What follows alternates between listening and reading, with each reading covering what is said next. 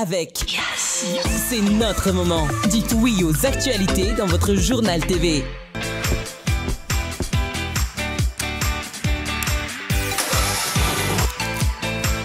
De beaux projets pour des budgets serrés. Batimax, le partenaire des bons plans. Batimax, la qualité au meilleur prix. Manulcianoni vovò. PEF, parcours études en France. Réalisez votre rêve d'étudier en France avec PEF. Manulcianao ni vovò. UPRIM, Université privée de Madagascar. Manulcianao ni vovò.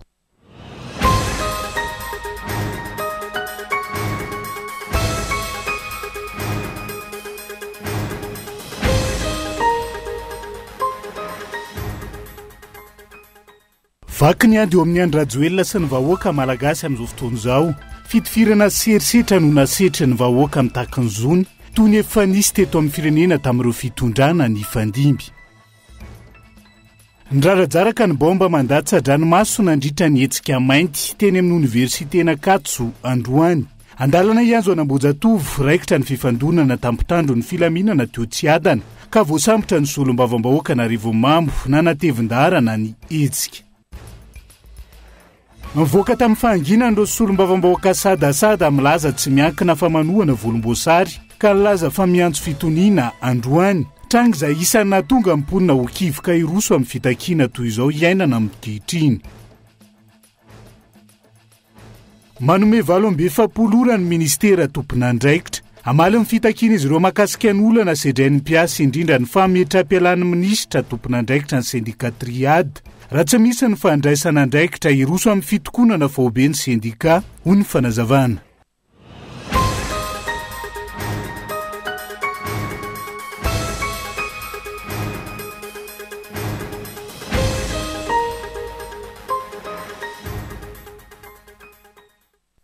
Ngadondrainy amin'ny valoralina fotoana ny fampirahalamba vaotsika eto amin'ny fitalavitra kolo. Atenina ny araba toy ny kilasy tombovavy manasanao ihany koa. Anaraka ny Antsipri anjay. Toy ny mahazatra matoa andatsoratra avy hatrany no ndeha no kafana ny fiarahana. Vakiny ady eo amin'ny andro rajoelona sy ny vahoaka malagasy amin'izao fotoana izao. Fitifirana serisetra no nasetry ny vahoaka amin'ny takon'izony toy ny efa nisy teto amin'ny firenena tamin'ireo fitondrana. Izay ny fandimby mazava androany ny antony fitakiana iova ka ilay Leo Delestage lasa Leo rajoelona matoa andatsoratra. Vakiny ady eo amin'ny ray aman-dreny sy ny zanaka ao amin'ity tokantrano izay iray aleny na ny zanaka no miala fa resy tsy mahazaka ny ataon'ny ray aman-dreny na ny ray aman-dreny no miala fa tsy mahafeny fitantanana ity tokantrano.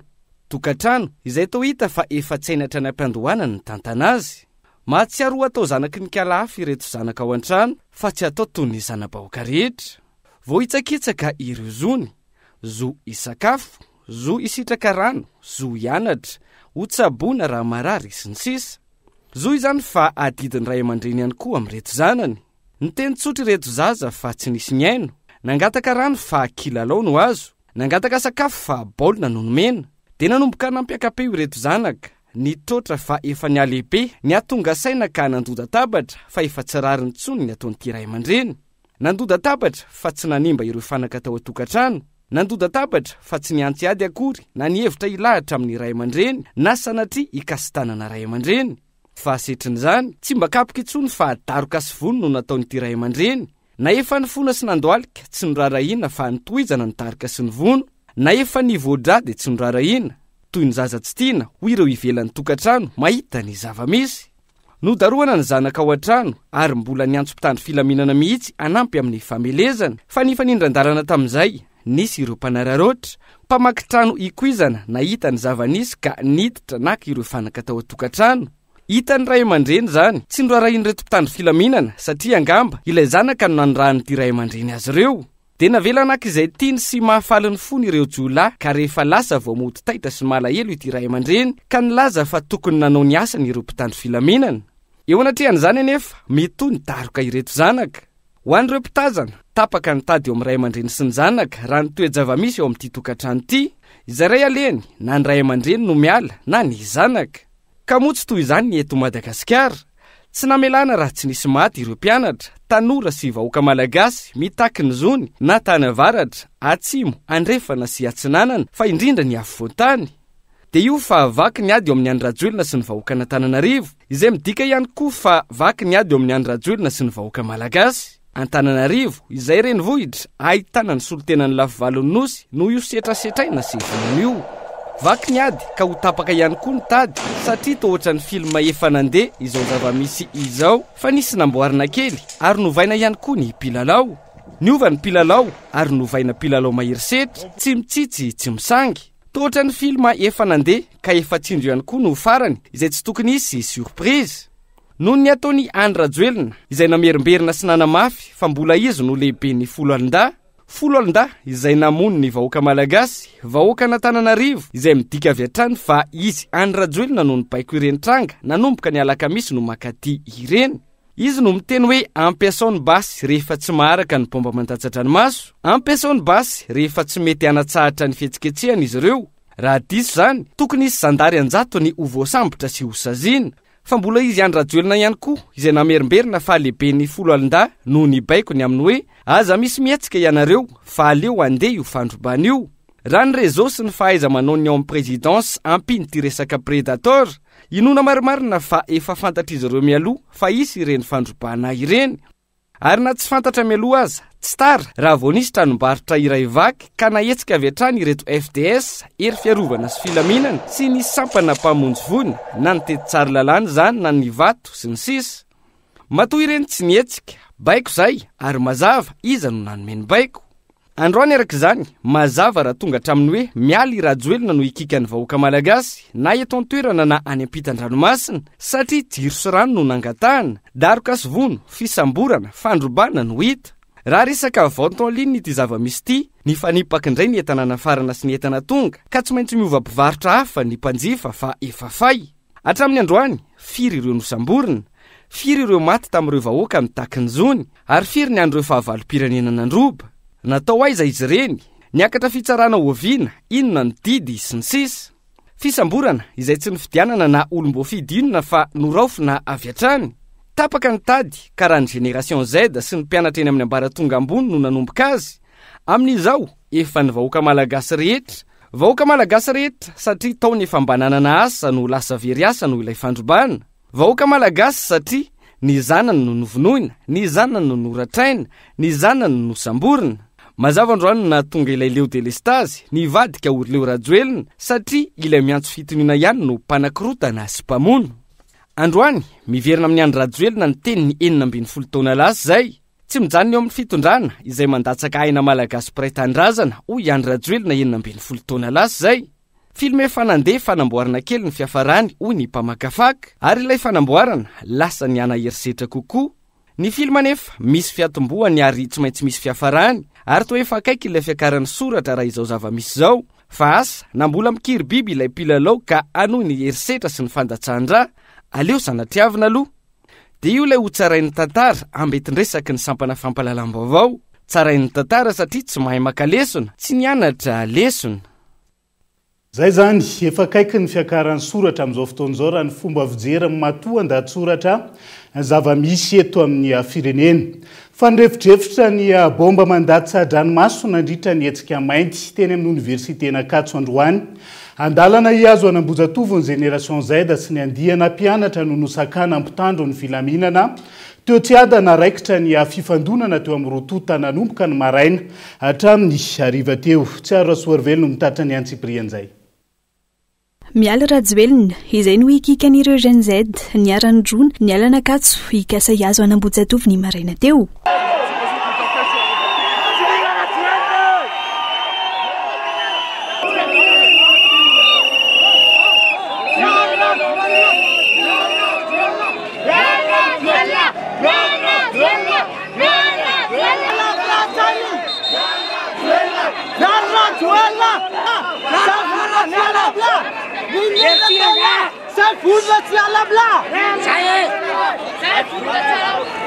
tsy lavitra teo niatra nanteny antoerana ireo mpitandro ny filaminana anaparitaka azy ireo raikitra ny fifandonana teo amin'ny rotonta tsy nisy ny fifampiresahana ela avetra ny bomba mandatsan-dranomaso ankilany ny raradraraka ny torabato.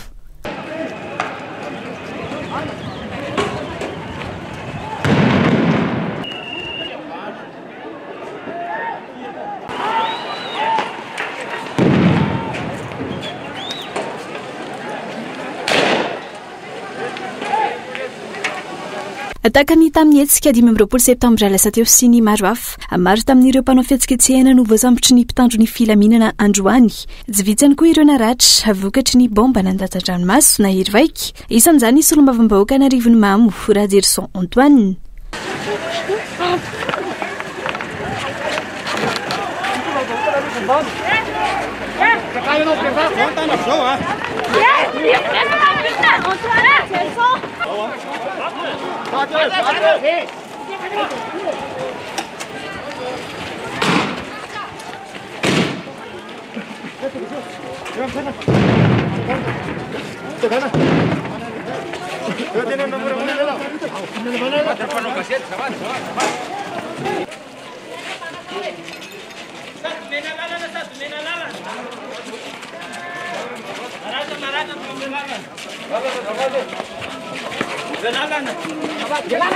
Ny amafy ny fifandonana nanampisa ireo mpitandro ny filaminana teny antoerana tonga nanaparitaka sy ny sambotra ny G6.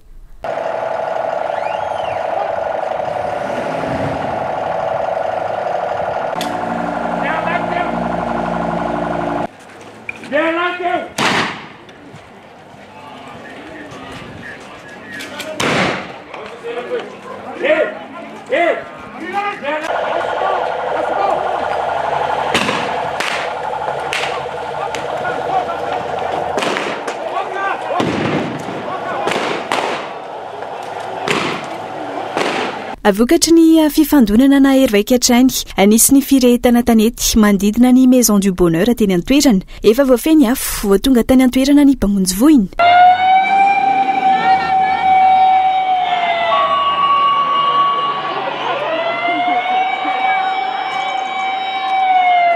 Tsy tonga teny Ambohijatovo araka izany ireo mpianatra nanao ny hetsika mainty androany nisy kosa ireo andihana mpianatra nandoro kodiarana sy nanakandalana teny Ambohipo. Nitoetra ny fifandonana teo amin'ny rotonta hatramin'ny hariva teo fotoana izay nialan'ny mpitandro ny filaminana teny antoerana raha ny angom-baovao tsy nisy trano vaky na fananana rava nandritra ny fahataperan'izay hetsika izay tsy nisy ny alabotry araka ny fanambaran'ireo mpianatra mbola hitohy eo amin'ny rampitso ny hetsika mainty. Nietsika ny ponina teny Meritsatosika taorian'ny fisamborana ny solom-bavambahoaka Rajerson Antoine ny marena teo. Sesilany ihany koa ny fanambarana tsy manaiky ny fisamborana azy. Ny fisamborana etseroa anatin'ny toejava misy amin'izao fotoana izao izay namafy ny tolona hoy antoko fivoy tamin'ity andro antiny ihany Cyprien zay. Iamafy ny tolona noho ny fisamborana ny solom-bavambahoaka Rajerson Antoine hoy ny antoko fivoarana androany. Voasambotra teny Tsiadana ny marena teo ity solom-bavambahoaka narivony mamo ity nandritra ny fanombohan'ny andro fahatelo amin'ny hetsiky ny Génération Z. Notazomina teny amin'ny FIGN Fort du Chêne ity solom-bavambahoaka ity. Taorian'ny fisamborana maraina ny hetsika ny ponina teny Meritsatosika sy ny teny amin'ny lalam-pirenena voalohany androany.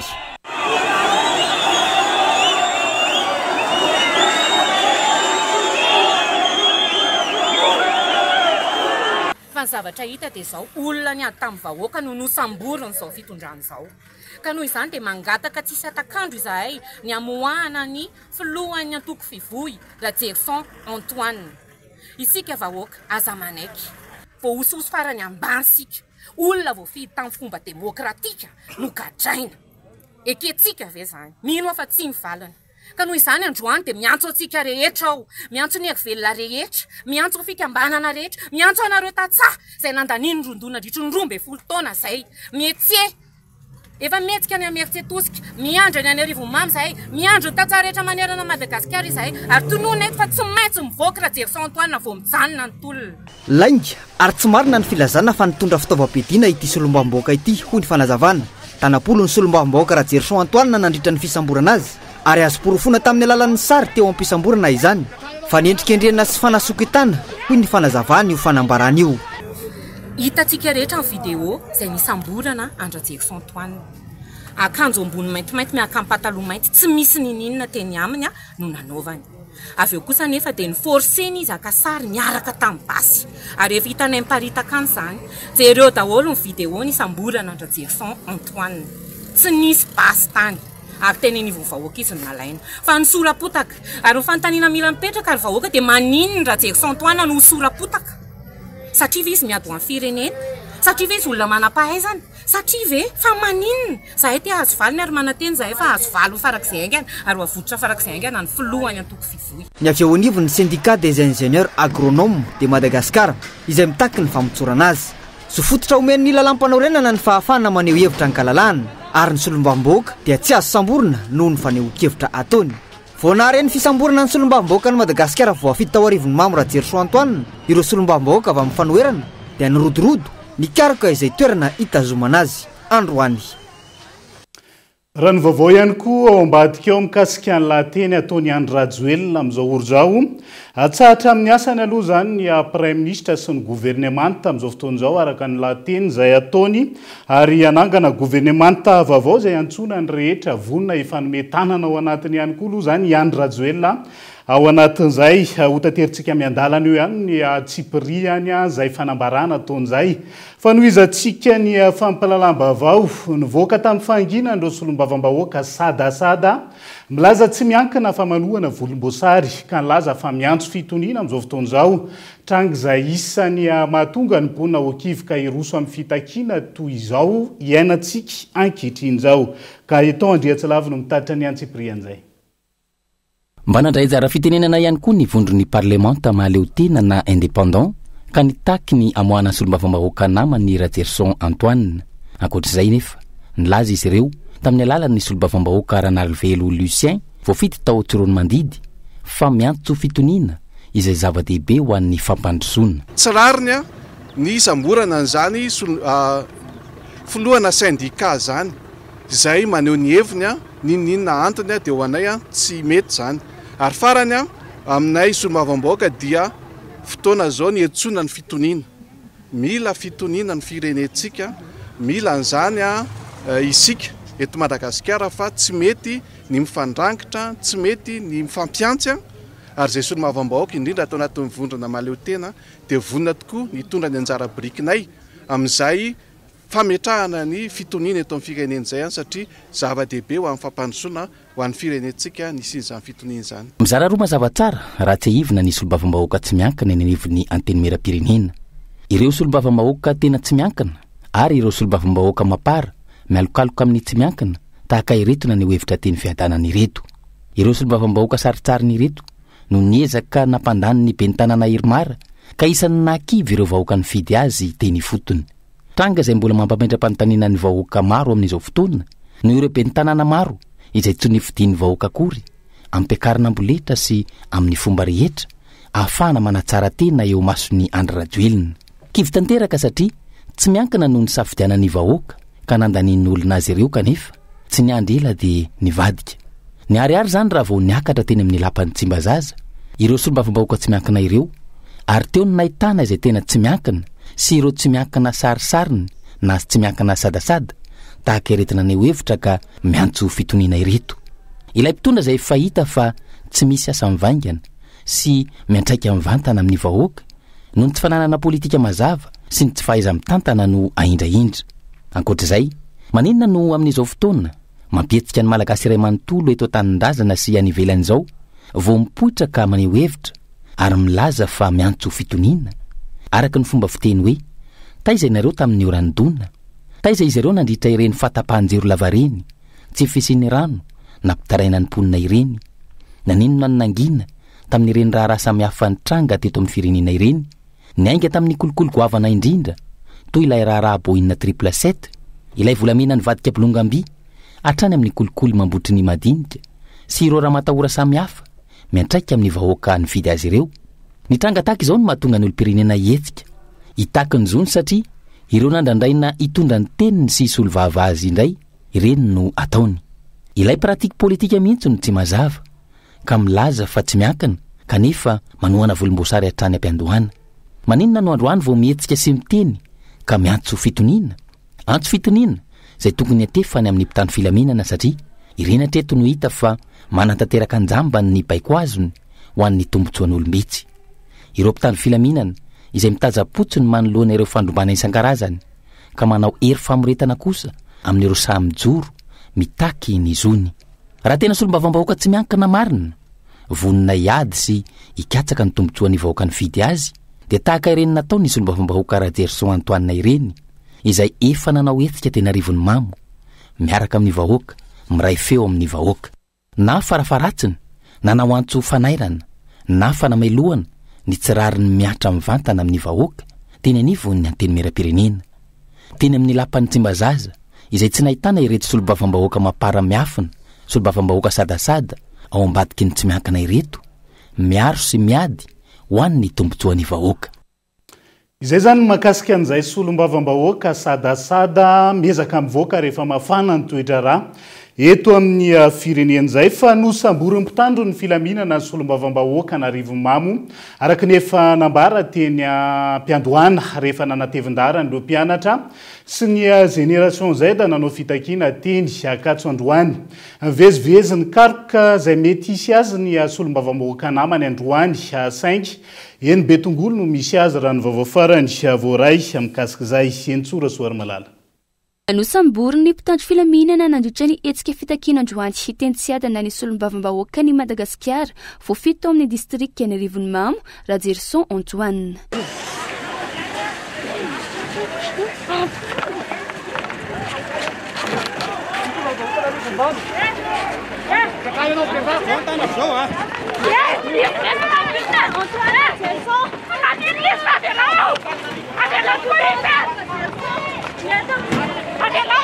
Tsy niandrela fa avy dia tonga teny amin'ny sampana Elokabevava tonga teny an-toerana ireo solombavambahoaka afanamany ny tady sy ny taky ny ampiarana amin'ny voalaza ny lalam-panorenana izay maneho fa tsy mahasamborina solombavambahoaka mbola perinasy ka mitaky ny amoahana ny solombavambahoaka Rajerson Antoine tsy misy atakandro izy ireo. Manontany fotsiny zay ve ato ve le député Antoine Rajerson? Tsisy olona mihitsy aty zao. Nareo mbola tsy mahafantatra izy rehefa naheno hoe nisy fisamborana ny solombavambahoaka amperinasa Antoine Rajerson zay solombavambahoaka ny Arivomamo dia tonga izahay hitady ary hitaky ihany koa ny ampiarana ny voalaza ny lalam-panorenana. Ny solombavambahoaka tsy azo samborina noho ny fanehoan-keviny voalohany zay. Ny faharoa tsy idiranay ny détail na inona fa solombavambahoaka iny dia takina eny amoahana ny solombavambahoaka faran'izay aingana. Ohatra ny fitakiana ihany koa ireo rehetra izay nosamborina sy mbola nitazomina noho ny fanehoan-keviny. Tsy misy olona afaka samborina noho ny fanehoan-keviny indrindra fa solombavambahoaka olom-boafity iny. Takina eny amoahana anazy ary izahay rehetra reo mitady azy amin'izao tsika miteny zao. Eto zay aloha zany no mandeha dia hojerena indray any amin'ny toeran-kafa. Efa fantatrareo ny position ny solombavambahoaka rehetra amin'izao hoe zo fototra ny fanehoan-kevitra dia ajaina ny fanehoan-kevitra. Mila tsahatra ny herisetra na avy amin'iza na avy amin'iza. Takinay zany ary melohanay hatrany zany zavatra zany. Ny fanehoan-kevitra tsy fahotana mafaty fa voalaza ao anaty lalam-panorenana. Toy izany ihany koa ny fisamborana solombavambahoaka olom-boafidy. Maika moa zany fa olom-boafidy maneho ny heviny ohatran'ny rehetra amin'izao fotoana zao. Rehefa tsy tatao fiadanana ny solombavambahoaka dia roborobo teny akady lalana ireo solombavambahoaka hafa.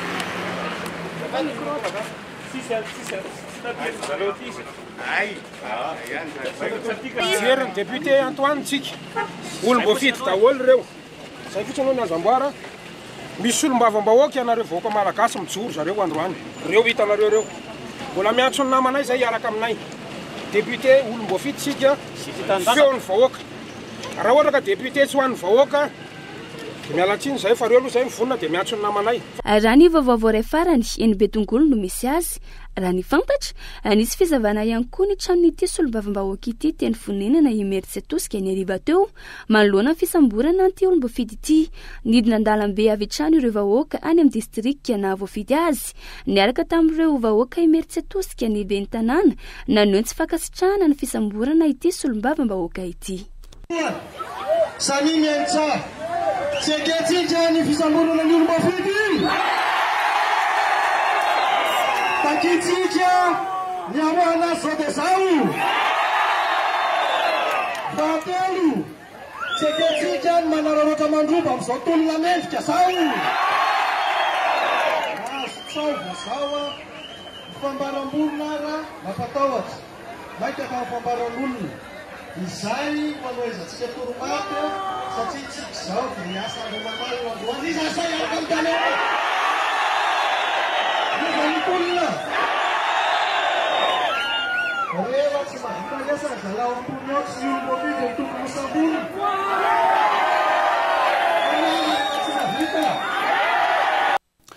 Ankoatra ny fampitsarana ny Prime Ministre lehibe ny gouvernemanta sy fandravana ny gouvernemanta nambara ny Andry Rajoelina anova fomba famindra ihany koa zany ny tena ny manomboka eto ka hanome sihatra ny tanora malagasy ao anatin'izay isanosokafana cellule de concertation amaritana ny laharam-pahamehana eto amin'ny firenena zay zany nambarany ao ambadika ao fa raha ny fanazavana sy ny fitakiny ireo rehetra manao ny fitakina aloha amin'izao fotoan'izao raha tsy ilaza fa tsy ny any Mahajanga mitaky ny fametra-pialany Andry Rajoelina raha ny mpianatra eo anivon'ny Universitény Mahajanga nandritra ny hetsika androany vokatra ny fahafehezany famahana ny olana izay mianjady amin'ny vahoaka malagasy eto amin'ny firenena tsy janona ny fitokonana ho izy ireo raha tsy mialy Andry Rajoelina tamin'ity andro an'ity. Christian Andriamieri, Kolo Mahajanga.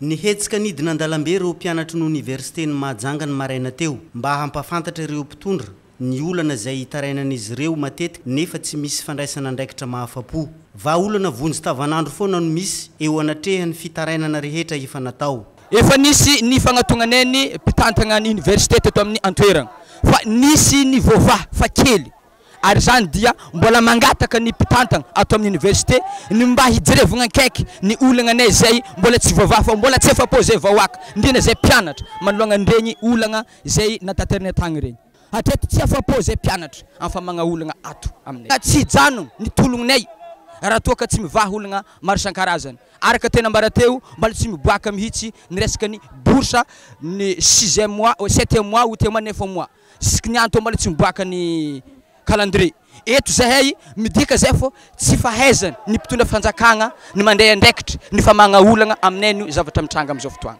Ny fialan'ny filoham-pirenena eo amin'ny fitondrana ho ireto mpianatra ny anjerimanontolo eto Mahajanga ireto no vahaolana analana ny malagasy ao anatin'izao gejany fahantrana lalina izao. Tsy misy voavahany maharary ny vahoaka ao anatin'ny mitondra faisana amin'izay ho izy ireo izahay mpianatra.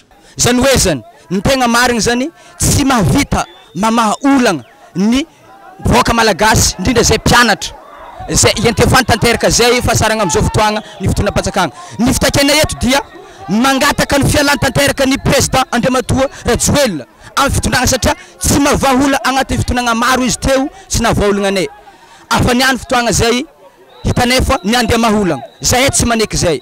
Ankoatra ireo olana izay efa nitanisain'izy ireo mialohan'izao fihetsiketsehan'izao izay mbola tsy nisy vaholana anisan'ny lehibe no resahan'izy ireo tao anatin'ity androandroany ity ny famadihana ireo institut ho lasa faculté mba hanamaivana ny fahasahiranany mpianatra eo amin'ny entomanana hiatrehana ny fianarana hatramin'ny farany. Ny anisan'ny zava-dehibe mahatonga anay mitaky io institut io avadika ho faculté de tsotra ny fahalafosany saram-pianarana ao aminy. Mampalahelo aloha famanerana ny université enina mandrafitra Madagasikara ny isika eto Mahajanga no vitsy faculté indrindra. Faculté de médecine sy faculté de sciences fotsiny fa raha mijeranareo any Antananarivo presque ny établissement jiaby faculté, ny any Fianarantsoa presque ny établissement jiaby faculté, ny any Tamatavy faculté ny établissement jiaby faculté fa maninona atsika eto Mahajanga roa fotsiny faculté nefa tsy vitan'izany ny saram-pianarana tsy mitsahatra mitombo isan-taona de anisan'ny mampikekiaka fa iarantsika mahita ny fahasarotany vidim-piainana amin'izao de zany anisan'ny tena hitakenay io zavatra io efa ny fampiresahanay tamin'ny mpitondra université teto antoerana fa nanambara mazava tsara reo tsy miankina amin'ireo fa miankina amin'ny tompony andraikitra ambony de ny ministre sy ny primature. Tafiditra ao anatin'ny fiombonana alahelo amin'ny samy mpianatra ny anjerimanontolo manerana ny nosy noho ny fitifirany mpitandro ny filaminana ny naman'izy ireo tao antsiranana izao hetsika mpilaminana ny arahan'izy ireo nanao teto Mahajanga izao. farany mikasika ny lahateny ataony Androjoel tamin'ity androan'ity izany ho jerena ao anatin'ny feptom-piasany avokoa ny mahakasika ny resaka jiro ny rano sy ny fambolena araka ny nambarany izany hoe araka ny feptoana voalaza ny anomena azy araka ny voalaza ny lalam-pandrenina moa zany hoe aiza hoaiza ny resaka troisième mondial voizina atao anatin'izany mampametra-panontaniana ny mpianatra iny vao ny resaka fa tsy eo lay resaka tsy fahaizany tantana no isany antony fitakina amin'izao fotoan'izao fa hiazo any fianaratsoa vetivetsika ny amafy ny tolona nataon'ireo mpianatra teo anivony université ny fianaratsoa izay nijanona teo amin'ny faritra misy azy ireo fa ny azo ny tanàna na teo azy ireo sakana maro izay nataony mpitandro ny filaminana androany azo lazaina olona amina ny fitakina tsy nisy mibomba ny poka ary tsy nisy ihany koa mifandrobana tany antoerana aingorakotondrina kolo fianaratsoa tsy nijanona teo anivon'ny université intsony ny fitakin'ireo mpianatra fa nitoy ny akatra taty an-tanàna na dia nisy aza ireo sakatsakana maro samihafa tsirariny namanay vonona amin'ny tsirariny zao mangataka ny justice hoan'ireo olona ireo avoa iza ny polisy iza ny gendarme iza ny olona namona zay araka ny tsirariny ianareo tsy manana zoa itifitranay mampalahelo zay nefa tsy omena fotoana iasana fa rehefa tsy miasa dia absente anaty d'examen mafy aminay zany sady tsy miasa tsy mianatra na dia teo aza ireo etsiky ny mpianatra dia nanjo ireo akaiky teny andry ny mpitandro ny filaminana izay niezaka ny fe ihany koa ny filaminana sy ny ambina ireo izay mety eo ampefy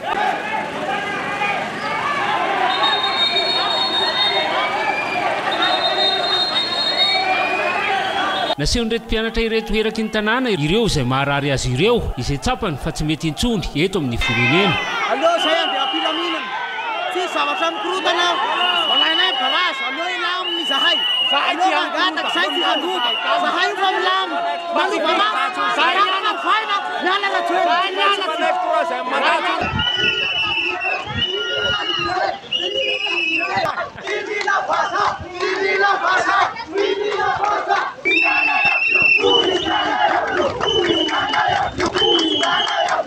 mitaky zahay justice ho any namanay izay maty rehetra faharoa manaraka zay ny namanay izay voasambotra avokay tsisy hatakana manerana ny université ny Madagasikara fangatahanay magnaraky mitaky ialany Androjoel manova rafitra vaovao andaminana manaraka zay Rajoel mpandainga niteny izy tamin'ny kabariny farany hoe alefa ataotsika amin'ilay amin'izay ny fitantanana ny firenena 40 taona ny teo mbola atao ohatran'izany ve ny firenena tsy mila anao tony leo zahay tanora fanapanantenainao taty fianaratsoa tsy tonga anao taty zay zahay voalohany kalegan'ny fitondram-panjakana faharoa magnaraka zay mangataka ny fialany fitondram-panjakana tarinany matoadinelina Rajoel mba hisany filaminana magneran'ny Madagasikara raha tsy ametra-pialany izy mba litohy ny tolona ary tsy hijanona zay mpianatra makasitraka hoatsika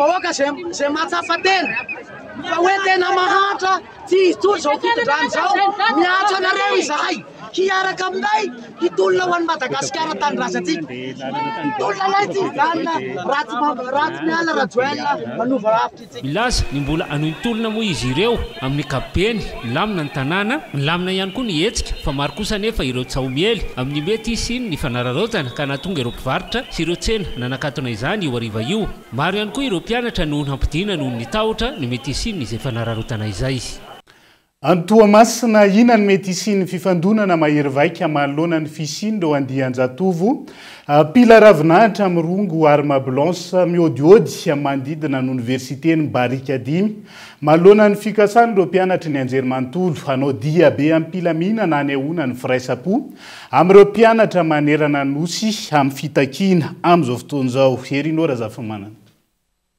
tamin'ny valora maraina no efa tazan'ny olona miazo ny lalam-pirenena faharoa mizotra makany Barika 5 ireto andian-jatovo mivimbina zava-maranitra toy ny antsy vy arivato sy pilotra arivatakazo ireto raha ny fantatra dia tsy andro masompokon'olona avy ety amin'ny manodidina ny mangarano velively ireto andian-jatovo vonona ny ifandramatra ireto nandany resaka tamin'ny mpanao gazety moa ny mpitarika azy ireo rehefa nanontaniana ny antondiany hoe ny barikadimy.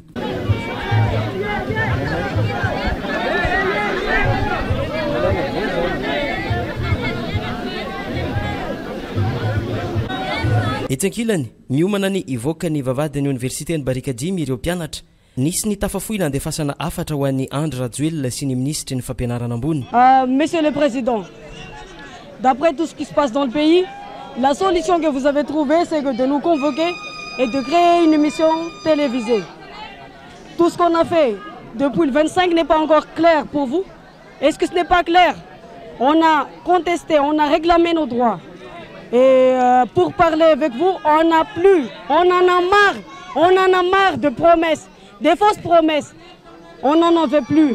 C'est le moment d'agir. Ce n'est plus le moment de parler. Monsieur le Président, vous avez dit que vous êtes président sur papier. Eh bien, c'est le moment de montrer au monde entier que vous êtes de malgaches du sang. Monsieur le Président, on n'a plus le temps de parler. C'est le moment d'agir. Maro ny zavatra marary ny mpianatra ambaratonga ambony. Ary indrindrandrindra misy ihany koa ny antsoina hoe école normale magneran'ny Madagasikara. Takinay izay rehetra magneran'ny Madagasikara dia mitaky recrutement tsy misy fepetra fa olona jiaby. I 350 io tsy ampy ary io tsy ekenay fa ny mpianatra rehetrarehetra zay sortant takinay ny recrutement izy ireo ary marinay Ramatoa ministre fa efa mijoro ary ara-dalagna manana habilitation ara-dalagna ny ENS Toamasina ary manana sortant ara-dalagna ka tsy misy santony tompoko ny tsy irekritiavagna anay mangataka zay recrutement massif. Ary ty koa ho an'izay olona andeha hagnakorontana zavatra ataonay zao hitanarefa fisonana ny ataonay zao tsy ady maregny zay zao am'izao fotoagna zao itenenanay zao hoe misy olona mitondra pilitra, misy olona mitondra antsibe andeha nakagna zao zavatra ataonay zao loza zay ary fiantsiagna ady ho an'ny gasy samby gasy ka ho an'izay olona magnakaraman'izay atsaharo mba tsy siany zavatra zay tsy eritreretina. Nizotra nivoaka ny vavahady ireo mpianatra nikasany anao diabe ampilaminana saingy efa niatrana teto amin'ny Somalavalina ny mpitandro ny filaminana nametraka sakana ka teto no ny fanasavangy.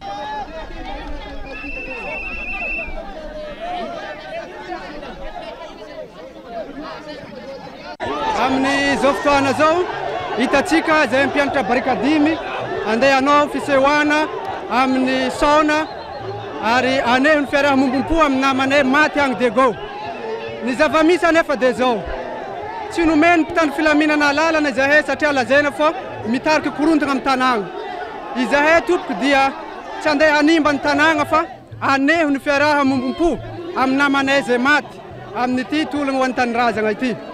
Ka tsy nomenjare alalagna izahay ary ny zavatra magaga koa nisy andiana izay ny karamegny andeha animba ny mpianatra amono nitondra pilitra nitondra antsy etra amin'ny fitaovagna rehetrarehetra zay tokony hahafaty ary mablanche no lazagna ananjy. Ino ny zava-misy ny mpitandro filaminana zay mpianatra no andeha sakananjareo ny olo mitondra antsy avelanjareo libre izay ny tompoko magnaporofo fa miaraka amin'ny olon-dratsy ny fitondragna ka zay zagny mangataka avelenare zay ho ane hevitra ary zahay tsy janona raha tsy takatra ny tanjony. Ino moa ny tanjony dia fagnovagna rafitra satria hitany mpianatra fa efa tsy tafantsony izao fitondrana izao.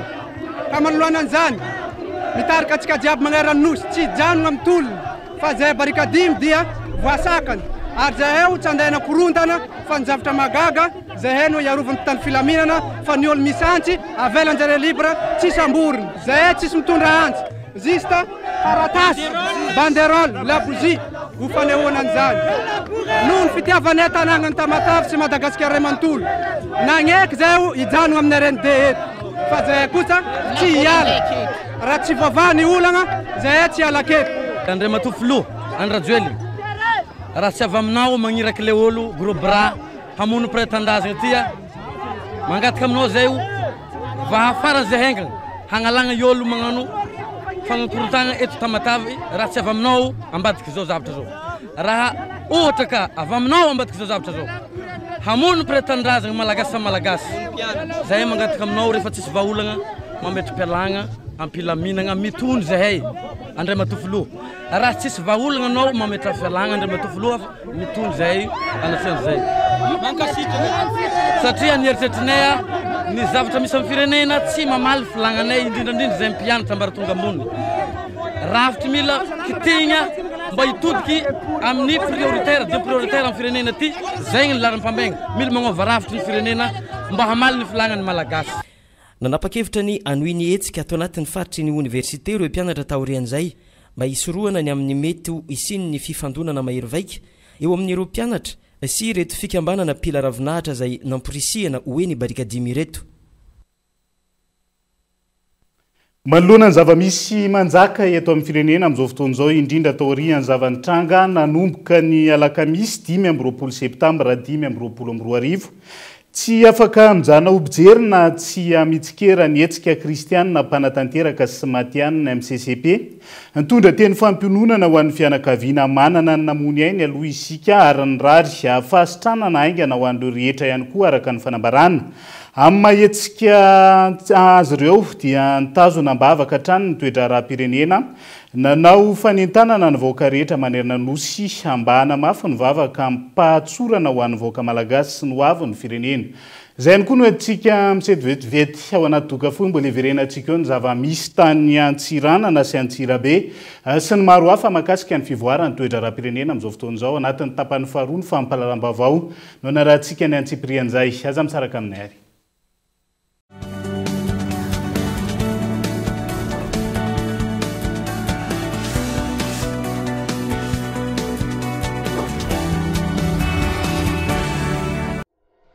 UPRIM, Université privée de Madagascar. Vous avez le bac? Bravo! Vous cherchez la meilleure université pour vous accompagner à réaliser votre rêve? Écoutez, UPRIM est là pour vous. Cadre agréable et de normes, salle de classe spacieuse et lumineuse, diverses activités para-universitaires, stages et visites d'entreprise chaque année, possibilité de bourse d'études à l'étranger, cours de chinois mandarin gratuits, internet illimité et haut débit, diplôme, DTS, licence, Master 1, Master 2, reconnu par la fonction publique. 5 mentions au choix, paramédicaux, gestion et management, droit, commerce et marketing, communication. N'attendez plus. Inscrivez-vous à l'UPRIM Andavamambe. Contact 034 11 215 08. Investissez dans une valeur sûre. Choisissez UPRIM. PEF. Parcours études en France. Réalisez votre rêve d'étudier en France avec PEF. Après le bac, optez pour l'option 2+1, 2 ans à Madagascar et 1 an en France pour obtenir votre bachelor. Vous avez la licence? Optez pour l'option 1+1, 1 an à Madagascar et 1 an en France pour décrocher votre master. Plusieurs filières et spécialités dans 2 prestigieuses écoles en France. Parcours études en France, Cap 3000 Anjar. Contact 038 45 085 85 020 85 085 85. Financez vos études avec le crédit PAC étudiant de la BNI Madagascar. Car votre projet d'études en France commence chez nous.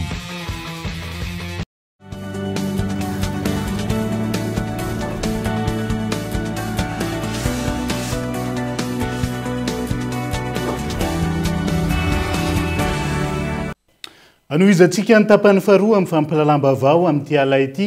Amitaky ny fialany Andry Rajoelina ny mpianatra Ankatso sy ny Génération Z nandritra ny fanambarana izay nataon'izy ireo androany. Tsy mijanona ny tolona raha tsy tratra ny tanjona ny fialan'ny fitondrana Rajoelina. Mafy arak'izany ny hetsika rahampitso eny Ambohijatovo sy ny kianjany 13 Mey raha ny fanambarana nentin'izy ireo tamin'ity androany ity. Arina fitiavana.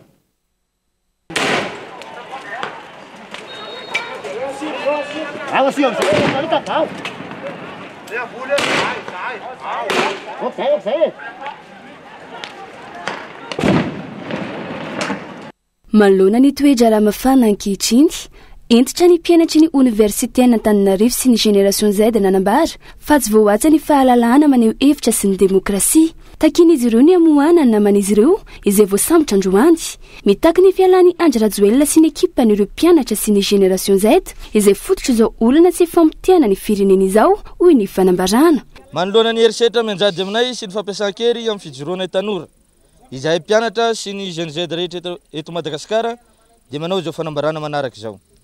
Tsy voahaja ny izao fototra momba ny fanehoan-kevitra an-dalambe. Voahitsakitsaka ny asan'ny demokrasia eto Madagasikara.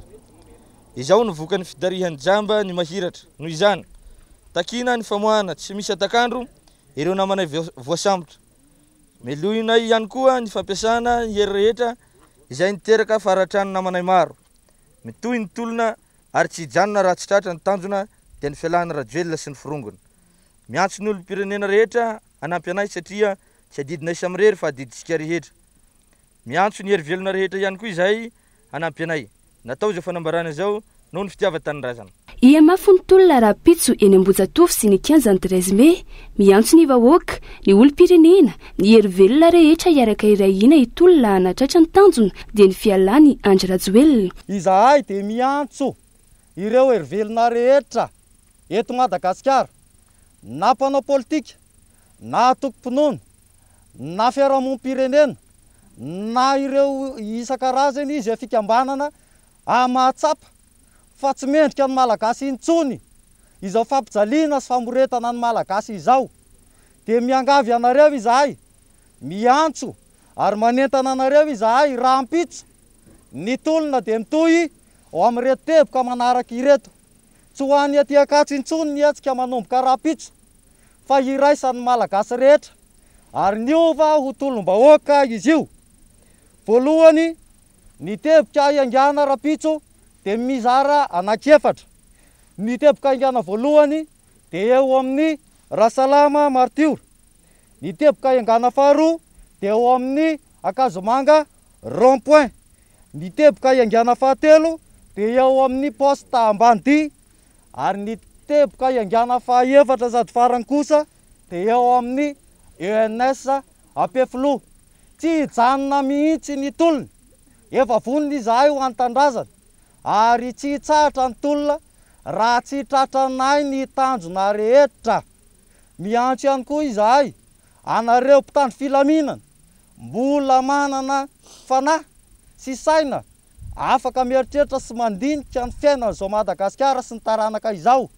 Indrindra miantso izahay ho anareo polis-pirenena sy anareo tafika malagasy ao amin'ny miaramila fa ianareo no mba hanisisa ianteheranay amin'izao tolona izao.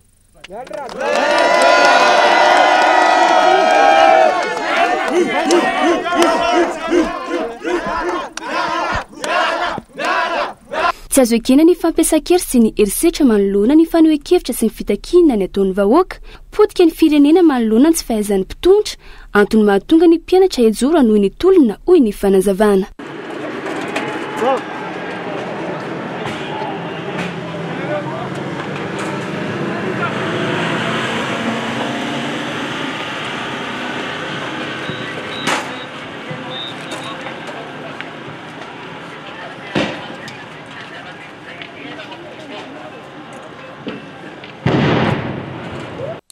Miazakazaka ny rahapirenena amin'izao fotoan'izao manambahiny sika amin'ity ality dia tsy iza fandrematoa rivo rakodivao Flou National ny antoko HVM miarabanao tonga soa ato anatin'ny fampalalam-bavao amin'ity alaity.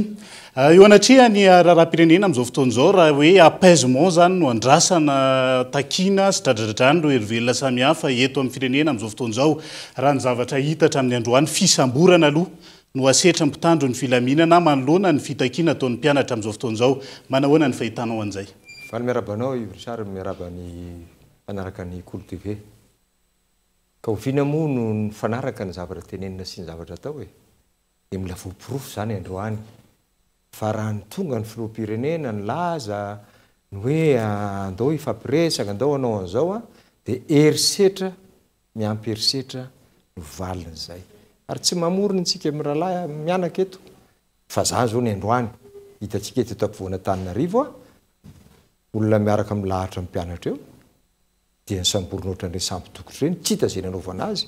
Solombavambahoaka Madagasikara. Solombavambahoaka Madagasikara fa tsy natahotra kely ngamba ny sambotra azy tany le nataony tamin'ny herinandro lasa zay folo andro lasa tany ameritsy atosika dia tao izy natao tena hoe sambo dokotra ka mitaty azy namany an'izao fotoana zao fa tsy fomba fitondrana zany fa zay ny averiko eto raha fanotaninao zany dia manamarina foana hoe hafa le tenenina dia hafa ny ataony izy nanao an'iny fitondram-panjakana ane manao an'izany tsy mipanohitra kory na le sambotra député miresaka an'izay fampiasana herisetra samihafa zay ianao Andriamatoa Ivrakody Vao ny Filora Joel na tamy teo amin'ny fitondrana na amin'izao fitantana ny Madagasikara zao ohatrany somary tazana izay fampiasana ataontsika hoe mpitandro ny filaminana hoery famiretana ny resaka herisetra samihafa ny tiako resahana ao anatin'izay manahoana ny tantara afaka iverenantsika ve ny zava-misy nandritra ny fitondrana HVM isan'ny sarin'ny trango zany teto amin'ny firenena tena mampieritreritra tokoa marina fantaninao Richard satria tantaraka kely voaingana ihany zany na tamin'ny 7 sy 4 dia herisetra jorotrano faty olona noho ny herisetra politika ny tranga teto amin'ny firenena zay antony fa ny fantatra aloha dia misy herisetra tao faty olona velona mandeha nandeha kely ny fotoana lasa mpanohatra ny mitariky ny TGV na ny taritiny nga Andratjoel dia nanohatra foana izy ny fitondrany nga Eranjoromampianina tamin'ny fomba rehetrarehetra dia jereo fa ny afara tamin'ireny 24 reny nitaritana ny olona nivoaka ny arabe reny setrasetra nataon'ny olona tany amin'ny Sénat reny fa sao dia adino nataon'le gouverneur amin'izao fotoana zao gouverneur Antananarivo io fa ny sary moa tsy maintsy hita foana reny zany hoe tanatin'ny saina lalatsaina ny herisetra fa milaza aminao fa tamin'ny 24 ny resahantsika amin'ny rahalahy mianaka fa raha ohatra Ngarajoromampianina sy izay tao anatin'ny fitondrana tsy nanana ny lalatsaina nyrena n'lay zavamisy ny zavamisy dia ngamba ny oatra lavitra noho zao satria tamin'izany na dia tao anatin'ny fitondrana ary zay manana ny commandement ny Ngarajoromampianina manana ny tafika ara-dalàna ny Ngarajoromampianina marina fa nisy napiditra iny ty izy fitaovam-piadiana mahery vaika antsokosoko fa zany rehetra zany natonga le lalam-pahendrena ny laza hoe raha zay ny dia davin'reto olony reto dia andao izy atsona iresaka zay ny lalatsaina nitondrana azy ary tena lazaiko eto androany fa mbola tsy tena lazaiko loatra ngamby zahay mety satria zay mirahalahy zay sy Ngarajoromampianina no miaraka tamin'izay ny raisy natao taorianan'iren'ireo fa nitondra vatapaty sy ny hafa zay fanohatra na rikorikona na fotoana ny olona mihitsy hoe zao ve fanaovan'reto olona reto politika fa ny herisetra hoe tsy herisetra tontolo sy basy fotsiny fa reny koa ny atao hoe herisetra ara-tsaina ara-kulturaly mbaty daholo ny sotiavina rehetrarehetra taorinan'ireny ny raisina teny avoloha nga Andratjoel nga lehibe Ratsirahonana ary ny mpandraraha lehibe Mamiraavatomanga fa tsy nanidy varavara tsy nandeha nampiasa tanky tsy nandeha nampiasa basy akory anoerana ny azo nataony zany tao amin'ny Ngarajoromampianina ohatra ny fananany nga Andratjoel amin'izao fotoana zao ny commandement reo manana MDN ane tamin'izany ataoko hoe ny maramila manana fahefana legal fa nantany tena fotsiny hoe matoa reto olony reto misy ny revendication ataony na dia efa anatin'ny herisetra tsy manaja n'ilay olona ary izy dia ny fahendrena napetraky ny fitondrana napetraky Ngarajoromampianina zany satria tsy te itsony ahitan'io hoe ifikitra amin'ny fitondrana amin'ny basy sy ny tafondro ka andeha amon'olona andatsatra malagasy dia veriko indray mandeha mba hoeny hipetraka ary apatsiahivoka ampanajana mihitsy zany amin'ny filoham-pirenena Andratjoel amin'izao fotoana zao président nahatsona nangataka ianao dia nyraisina tany avoloha tamin'izany tany hoe alao ifandamina isika niantso anao zahay za teo za nipetraka teo akaikinao zay ny fambonitsaina rehefa mieritreritra ny tombontsoan'ny firenena fa raha ny tombontsoanao fotsiny ianao manana basy ianao manana zay mpiaro anao dia misetrasetra ianao amin'ny dia zay teo ny tantara mantsy ianao hoe fa nareo ve tamin'ny 24 zany nataonareo dia averiko fa zay no izy. Zay ny resaka fampiasa-kery samihafa zany entina ikifirana amin'ilay fahefana fa inona ny tena isany mahatonga ilay zava-misy amin'izao fotoan'izao satria raha ny sary hita saika manerana ny faritra no ahitana n'ilay fitakiana ilay fihetsiketsehana eo ve le resaka rupture n'ilay confiance eo amin'ilay fitondram-panjakana sy ilay vahoaka tarihana sa manahoana.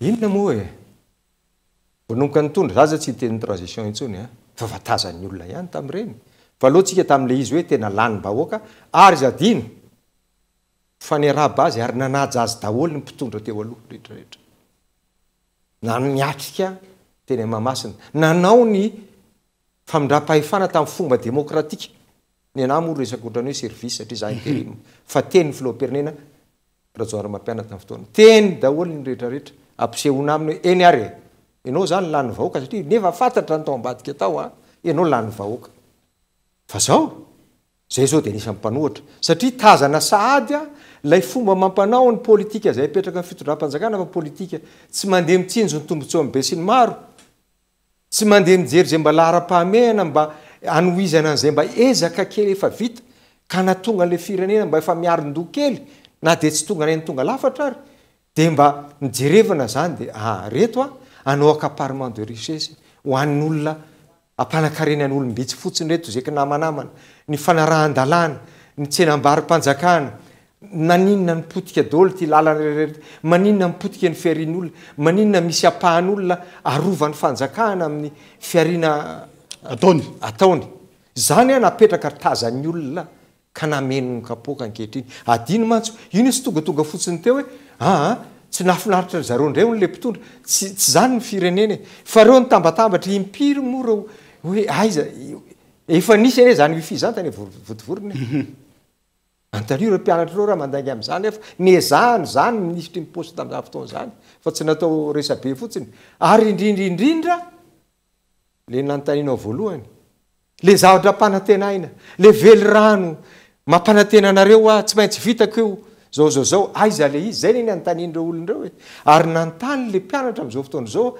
am'izay nitandrify azy amin'ny maha olona azy dia teny marary ny be sy ny maro izy hoe na irano sotronay sy andrahoanay sakafo ary sasanay ary andronay ary na njiro enaranay ary mitovy amin'ny rehetrarehetra dia tsy misy dia inona ary fananinina za tsy ny tena hoe tsy misy ny taloha fa ny ratsy raha mijery ny singa rehetrarehetra ianao dia ny ratsy daholo zany rehetrarehetra zany tsika tsy hainam-potoana iresaka ny vania sy ny sisy fa zay zany le ozy hoe efa nylazaina fa ny politika ekonomika tompokoa tsy misy mazio fa zay nafafinao dia jinjainao io tsy ohatrany hoe tsy namafy nininina ianao tamin'ny barea fa mijinja ianao rehefa aveo fa io zany io ny valiny ary natezitra ny zareo zany tamin'izany mbola présidency ana satria mba nyteny an'izany ohatrany tsy mety anety politika généralinareo ty indrona kay reto vola tsy hita hoe inona nampiasana azy indrona kay iny tamin'ny andron'ny covid natokana hoe mba anaovanareo relance économie anaovanareo infrastructure anatin'ny fahamaizana inona ny fahamaizana anamboaranao maison de la culture ohatra tsy ratsy maison de la culture fa ao anatin'ny hoe fahamehana ara-pahasalamana ve anao dia mandeha manangana maison de la culture anaovana gré à gré tsy mahomby zany fantatry ny olona ane zany fantatryreo mpiasa-panjakanyreo zany efa nanomboka tamin'izany zany ianareo no nampaneny lakolosa mikasika n'ilay fomba zany nampifandona mihitsy tamin'izany mbola présidency ana satria za kosa aloha dia tsy ray tsy kombakomba amin'izany satria tsy zay raha ohatra ane zany nitoetrana tavalabe folo sy roarivo zay dia nanao barofo fa tsy naninona resy zay tsy maninny tsy ny akory ny anton-javatra fa mamerina amin'le anina hoe tsy tongatonga fony io nareo mpitondra efa nyteny ny fanoherana ary zany ane ny ilana ary misoratra anatin'ny ny lalam-panorenana iny ny ilana inona ny asan'ny fanoherana fanoherana ane tsy manana ny hoe andeha zaravary andeha fanjakana zany fantatry ny olona nefa na le filet de sécurité ary avy any amin'ny alohan'ny banque mondiale sasany trosatsika sasany ameny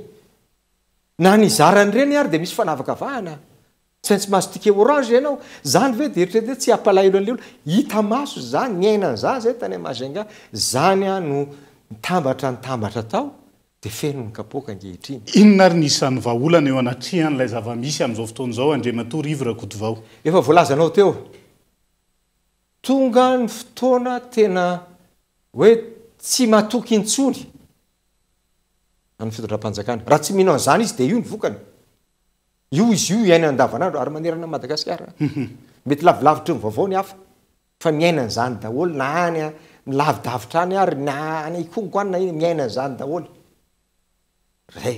zay ny ray zay aloha tsy mino an'izany ary tapitra ampy eky zay lay kivandivandy zany hoe na ininona zany tenen'le filoha niteny izy tam'le vidéo tamin'ny Zomasa tamin'ny Vina de niteny izy maly tery Antananarivo ary mbola iteny izy tsy maintsy ny olona le mbonanana ny olona teny malagasy mazava zany hoe le mbonanana zany mafy zany hoe ianao mpitondra fanjakana de ahiny olona foana hoe mpandainga ianao ahino ary mety manana marina izy ankehitriny satria be loatra le zavatra nampanantenaina ary ny vily indrindra lay setrasetra raha-pitenenana tsy ohatra tsy malala ny fahorin'ny olona tsy malala ny tena zava-misy ny teny ny fiangonana miteny ny fiarahamonimpirenena miteny ny mpanao politika asa raha mba misy mitendry zareo miaraka ao fa rehefa zareo miteny de hoe tsy hitanareo ngazo fandrosoana efesa ambaravarana zao ka amiko de ny fianona hoe ampy ekizay inona le ampy ekizay ampy zay tsy na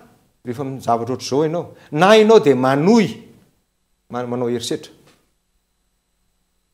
engane mba tsy zay na ianao miala satria tsy anao akory ny firenena tsy hoe nampindramina fitondrana ianao de anao ny tianao atao ompitehany eto hoe ny firenetsika ompitehany eto hoe noho ny fitiavana inona engane teny an'izany fa za tsy maniry an'izany fa ozy hoe homme d'état ianao fantatrao fa tsy matoky anao tsony vahoaka noho ny antony marobe voalazantsika teo lany ianao raisiny olona tanana fa ankehitriny tsy matoky tsony ny olona zany ny mafy indrindra mpitondra averina mandeha tsy manana vahaolana itsony ianao fa raha olona ho lasany amin'ny dido jadina zay ho babenao satria anao olombelona ho baben'ny fianakavianao amin'ny anaranao rehetrarehetra de sanatr'in'izany andatra ja ary efa maty ny olona zao latsadrany ny olona tomaniny reny mpianakaviana sy nyray mpianakaviana zay ve nitoizinao tazomanao ny fitondrana fa tonga ny fotoana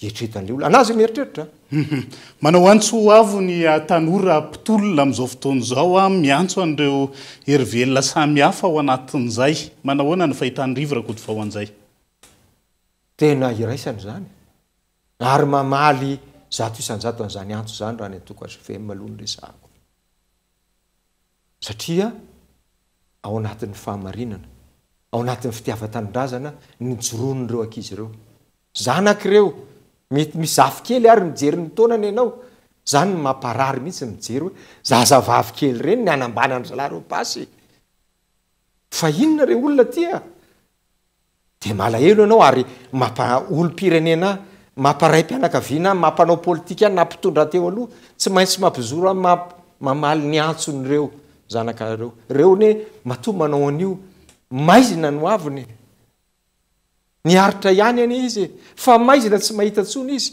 ahonany tsy anampianao azy misy mivomafy fa mijapo ny mpanao politika hitatsika mbola tsy niditra ntsihatra ianareo tao anatin'ilay izy zay ny isan'ny voizana hoe ho avindray mpanao politika samy hafa hijapo n'ilay tolona tsy mety misy fahamarinana zany satria misy tokoa zany ary misy ny mandrava mampiseho an'izay endrika zay fa raha za manokana ny resahanao raha ohatra za manokana Yavrisara raha itoerana sezy io na maya nisolelaka tamin'ireo olondireo tamin'ny 2014 nisolelaka tamin'ireo satria ny teny natao tamiko de hoe fa lasa nefa lasa nareo fa resy nefa ianao mitsangana ho mpanohatra ty antsangana miarakotovoranga satria hitako fa makany amin'ny tsy fetezana ny politika ipetraka le olona mety miteny izy hoe diso fa nanamarina ny fihetsika atra tam'izany ka mandraka androany de ozy hoe mamaly ny antson'ireo olon'ireo petraka amin'ny toerana mampanao politika sy olona nitondra fanjakana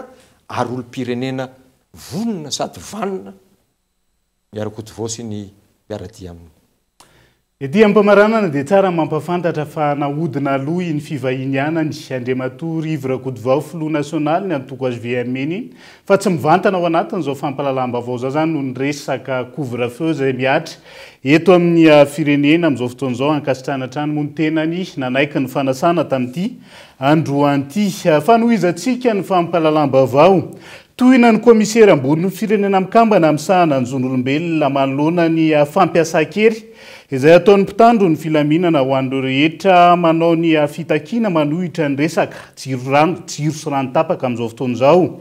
Miantso ny mpitandro ny filaminana tsy hampiasa hery tafahoatra, tsy hampiasa hery sy tsy ara-drariny ary hamototra ireo mpanao fihetsiketsehana voasambotra amin'ny fomba tsy ara-dalàna ihany koa izy ireo.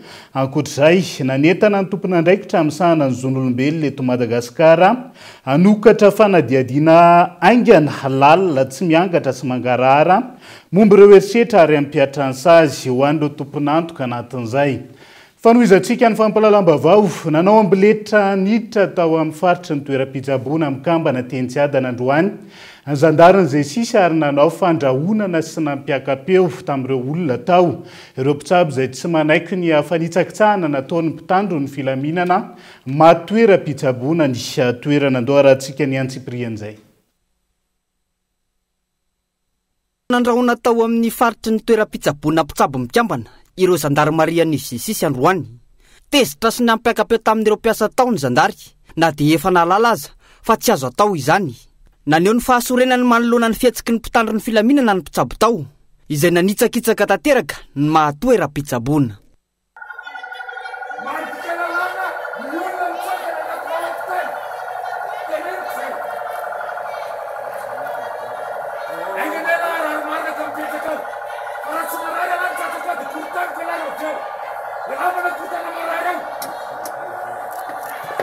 Voalohany indrindra aloha ity dia klinika mitsabo marary be marary ato nivonay ato dia kanefa dia tsy nohajain-drareo izay fanazay le hoe faritra tsy azo natanterahana fihetsika ohatran'ireny zany ny eto anivonana fa dia nyrefidrefitra moa ny lacrymogène dia ny marary nivoaka mihitsy ny marary misy marary izay afaka nitsanga dia nivoaka mihitsy dia sepitra zay sepitra niorakoraka mihitsy tao anatin'ilay ka izay zavatra zay zany ohatrany tena hoe mba tokony isy fandinihana kely eo anivon'ireo tompona andraikitra ao anatin'ny fandriampahalemana mikasika an'ity zavatra ohatran'ireny dia mametraka tsara kosa izay fanajana izay tena zay satria azo atao ihany hoe natosika tany alolo tany na nanemitra tany arindrina zareo dia tany no nisy ny aby fa tsy teto anivon'ny hôpitaly.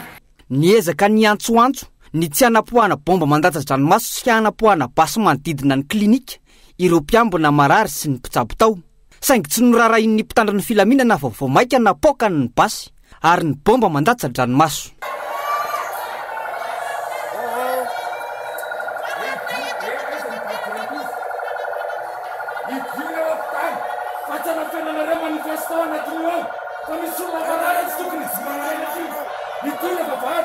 Ary tsy vitan'izay koa moa zany fanoana avy dia nisy moa reo izay saika mihitsy tonga dia nanao ambiletra mihitsy tonga teto amin'ny vavahady teto dia hitra taty hoe hisava ny hôpitaly fa lazaina ny hôpitaly fa manafina ireo mpanao fihetsikehtsehana nefa moa dia ampiambina marary ny teoko nijery ny olona satria liana ao anatin'ity zavatra ohatran'ireny dia izay ny hitany efa tena miopefy ary mihoatra ny tokony izy zany no zavatra fihetsika nitranga tamin'ity andron'ity.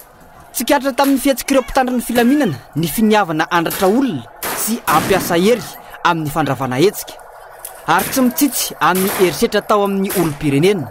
Nisy tamin'ireo mpitandro ny filaminana azosary teo ampitifirana ka niteraka resabe tao anatin'ny tambazotra sosialy. Hotohizantsika izay fitakina samy avy izay fa hiazo ny antsiranana vetivetsika.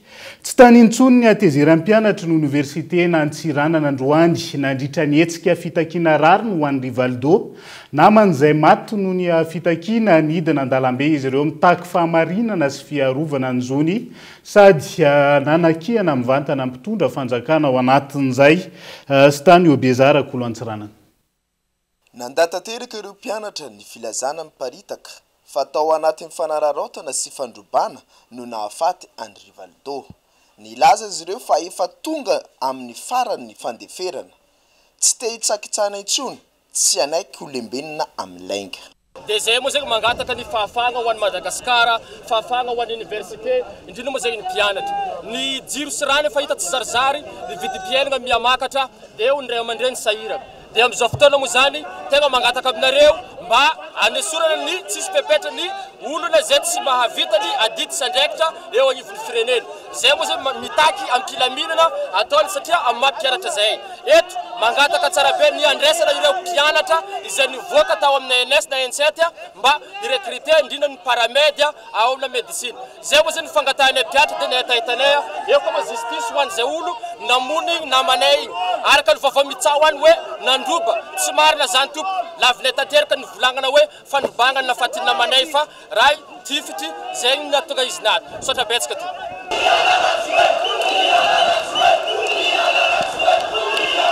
teo ampamoretana ny alaelony ny potra ny antso sy ny fitakina miala rajoelona leo kolokolo avy ireo ny bourse amboary ny tranonay rariny ho an'ny Rivaldo no feo na nakoako nanerana ny tanàna malagasy jiaby koa zay samy mijaly gatka koa zay mba zavanao jiaby malagasy erany Madagasikara zay mijaly fianaragna anay fa tsisy rapare rano sisa zay mba vonegna koa zay mitaky zone gatagna zay mba ho libre zay olo jiaby mi-exprimer fa tsy tokoty regny dia ny jiro ny rano ny jirama mody naverina aloha mody naverina fa tsy tena naverina ka mangataka an'io zay mba tena overina ny rano eny amin'ny campus universitaire eny aminay eny Lazare maina ny rano eny isan-kerinandro La Fontaine anankiray any mba mandeha eny La Fontaine anankiray tsy masehaka ny tsirairay zany io La Fontaine io ara atoandro ihany io vao mandeha amin'ny alina io tsy mandeha satria panneau solaire manosika an'io ny rano jirama tsy izy ny campus universitaire ratsy tena ratsy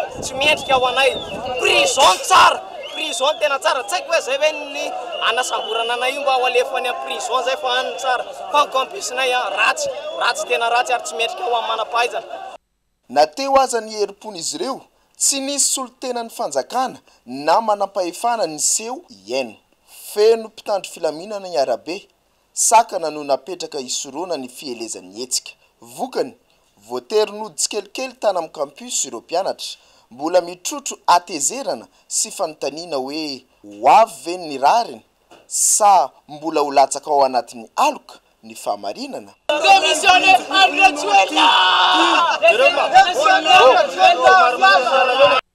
ao anatin'izay fitakin'izay fa iverina ny Antsirabe vetivetsika azo lazaina fa nilamina tamin'ny akabeny ny fitakina nataon'ireo génération zay da atao vakina karatra androany ireo mpianatra zay ny fampitoana nanoloana ny kianja fahaleovatena tany an-toerana ary voadidina mpitandro ny filaminana handrindrina Rindriamersokolo Antsirabe tontany amin'ny faritra hafa manerana nosy dia anisan'ireo faritra nandray anjara tamin'ny hetsiky ny GNZ ihany koa ireo mpianatra avy eo anivony Université Mpanjakana eto vakina karatra tamin'ity androany ity niainga tena mifaritry ny université tena tsara tanàna ireo mpianatra ny maraina teo ary azo any kianja fahaleovatena teto Antsirabe manodidina ny tamin'ny 12 atoandro teo dia raikitra amin'ny fitakina teto amin'ny arabe manoloana ny hôtel de terme ary nikiasa iazo any kianja fahaleovatena ireo mpianatra aneo ny fitakina saingy nosakana ireo mpitandro filaminana nisy ny fifampiresahana teo amin'ny rotonta ka nomen'ireo mpitandro filaminana 10 minitra izy ireo ahafahana mitaky tsy nanakizany anefa ireto farany fa tsy maintsy hiditra eo amin'ny kianja fahaleovatena ny resaka mpilaminana zahay amin'ilay gendarme dia tsy navelany zareo hoe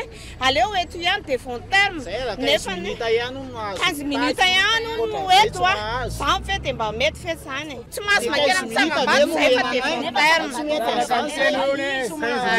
fond terme mpaka mpigreve normal fa mpandrova amena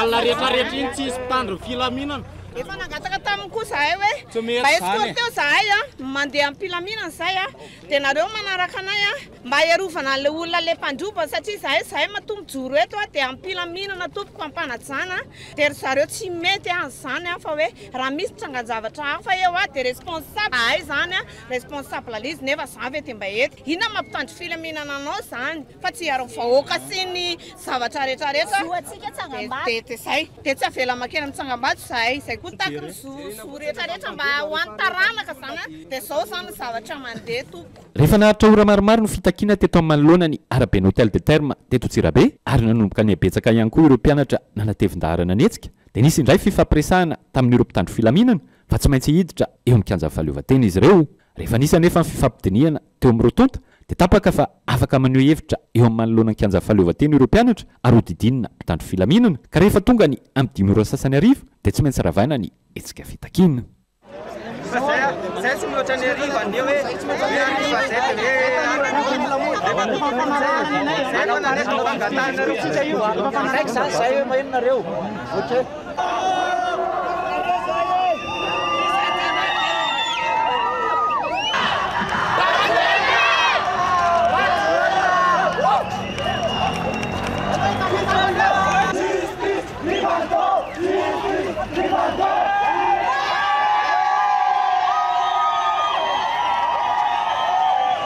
mafy ny zavatra ny anay nandritran'izay fotoana zay fa mialohan'izay de reo namoy aina de reo naratsy de reo voasambo na olosotra na mpianatra miondrika mpanazana zay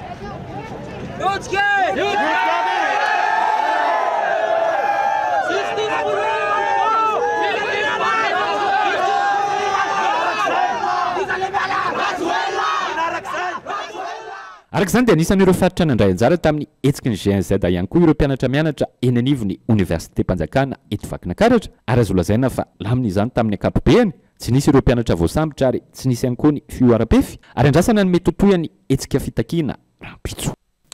Amaranantsika ny fampalalam-baovao amin'ity ala ity, manome 27 ora ny minisitra tompon'andraikitra amalany fitakiana izy ireo mahakasika ny olana tsedrain'ny mpiasa ny fahasalamana, indrindra ny fametra-pialany ministra ny fahasalamam-bahoaka ny syndicat Triad raha nanatitra boky mirakitra ny fitakiana izy ireo ny maraina teo, raha tsy misy ny fandraisana andraikitra orian'izay roso amin'ny fitokonana fobe ho ny fanazavana vaovao moa zany iny izay natao mialohany fanohikevitra sy ny fepetra ny raisin'ny filohan'ny repoblika ny ariva teo mahatonga an'izay resak'izay andao raha iverenantsika ny makasika an'izay.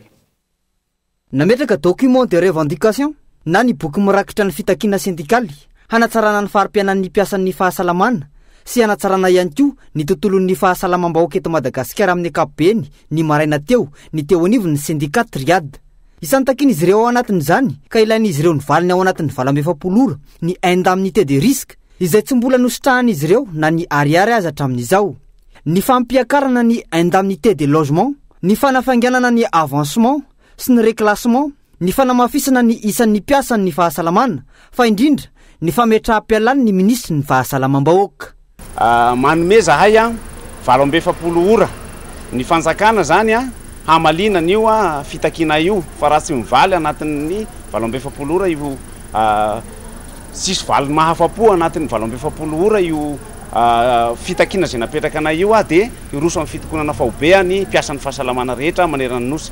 Faharoa, eo ihany koa ny fiandrasanay ny fialan'ny ministry ny fahasalamana anatin'izay 27 ora zay, satria tao anatin'ny fitantanan'io ministry io tena nampitotongana be ny fahasalamam-bahoaka teto Madagasikara, satria niarana aso zay zahay mpiasan'ny fahasalamana be deabe ro ny diadra ny tapahana karama na findra toerana sy aradrariny, ka angatanay koa zany ny fialan'io ministry io anatin'ny 27 ora. Fahatelo, eto zahay dia manameloka ny fandratrana ny piraitan-drazana manoloana ny fitakiana ny zo fototra zay ataony. Manameloka zahay satria izahay mpiasan'ny fahasalamana ihany no sahirana rehefa maratra reny olona reny, ary ny impacta économique et social nylay famotehana ny fandrobana reny zany zavatra tena tsy ho vo récupéré anatin'ny fotoana fohy. Ankilany ny lanja sora-bavety mitaky ny andraisana azy ireo mpiasa-panjakana faran'izay aingana ihany koa tamin'ity androany ity ireo mpianatra nivoaka teo anivon'ny IFIRB manerana ny nosy promotion 2021 hatramin'ny 2024. Tao anatin'ny 4 taona izay dia tsy nisy recrutement intsony tato amin'ny ministère ny fahasalamam-bahoaka ka ny promotion 2020 no voaray farany, ary mbola mitsy nahazo décision ary izy ireo. Mametra-panontaniana amin'ny rehetra izany hoe toa ny poste budgétaire 524 ihany, 300 monja no nivoaka tamin'ny conseil des ministres ny 17 septembre 524 teo. Nakaiza sy natao inona daholo ary ireny poste budgétaire teo anelanelany 224 sy 424 ireny, izay efa nivoaka nolany ny solombavam-bahoaka nefa tsy nivoaka tamin'ny conseil des ministres ary tsy nisy appel à manifestation d'intérêt ihany koa. Mangataka fitondram-panjakana izahay mba handraisana anay ho mpiasa-panjakana farak'izay haingana, fa tena ny maha-olona anay mihitsy no efa voakasika. Izahay manko tsy raisin'ireo ONG sy projet intsony no izahay efa nanao engagement décennal tamin'ny fanjakana. Mangataka koa izahay mba hatao mangarahara ny recrutement atao amin'ny ministère ny fahasalamam-bahoaka fa marobe ny mitaraina. Manohana tanteraka ny hetsika izay ny raisan'ny rehetra androany ny syndicat Triad na ireo mpianatra nivoaka teo anivon'ny IFIRB raha ny fanazavana. iroso amin'ny fitokonana fahobe ihany koa ao arin'ny valam-be-fapolora omeny izy ireo ny tompon'andraikitra izay ny avy ao anivo ny syndicat triade raha ny fanambarana nataon'izy ireo ny maraina teo. Reny zany ny olana miandro ho an'izay alaim-panahy teo minisitra ny fahasalamam-bahoaka eo anatrian'izay dia izay ihany koa no hoentsika mamarana ny fampahalalam-baovao amin'ity ality naiza misy anao ankasitrahako ianao nanaraka ny fampahalalam-baovao hatramin'ny farany mandrapitafa ho amin'ny raha mpitsondray ary veloma tompoko.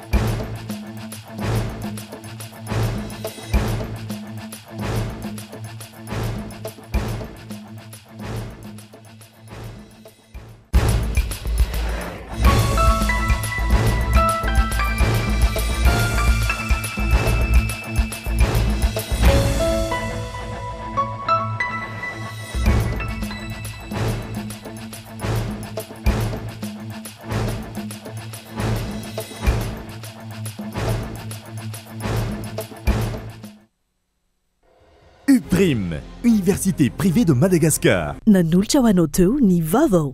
Université PEF, parcours études et formation. Nanolotra ho anao teo ny vaovao.